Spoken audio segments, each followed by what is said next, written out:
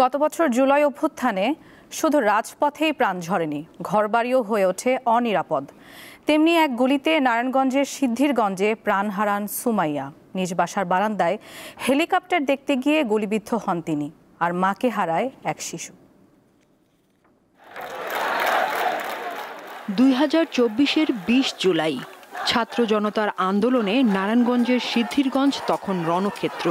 ওই দিন নিজ বাসার 6 তলার বারান্দায় হেলিকপ্টার দেখতে গিয়ে গুলিতে নিহত হন সুমাইয়া।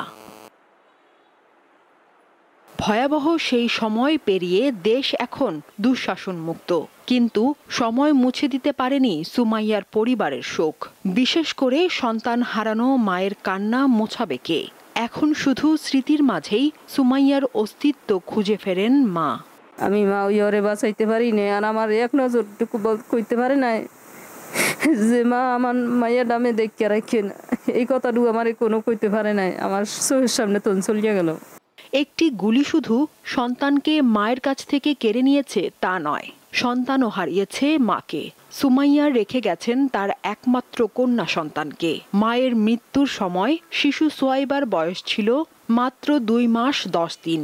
বর্তমানে নানি আর মামাদের সঙ্গেই রক্তের বন্ধন খুঁজে নেন শিশু সোয়াইবা। অনেক লোকজন ছিল, অনেক বাড়ির ছাদে। ইতিমধ্যে সুমাইয়া বেলকনিতে দাঁড়ানো ছিল। এসএসের পাইপ ছিদ্র হয়ে সুমাইয়ার মাথায় বুলেট লাগে। ওই বুলেট মাথা ছিদ্র হয়ে ওয়ালে টাচ লাগে। বুলেট আমাদের কাছে ছিল, আমরা প্রশাসনের কাছে জমা দিছি। মারা যাওয়ার বিষয়ে কারণ কি? সে তো কোনো আন্দোলনেও যায় না, কোনো মিছিলে যায় না, কোনো কিছুই করে না। এটা ভবিষ্যৎ কি হইব এটা আমরা তো জানি না। তারপর আমরা যথেষ্ট চেষ্টা করতেছি ভালো রাখার জন্য। এখন সরকার থেকে যদি আমাদেরকে কিছু হেল্প করে বা সাপোর্ট দেয়, তাহলে আমরা আর একটু ভালো থাকার চেষ্টা করব।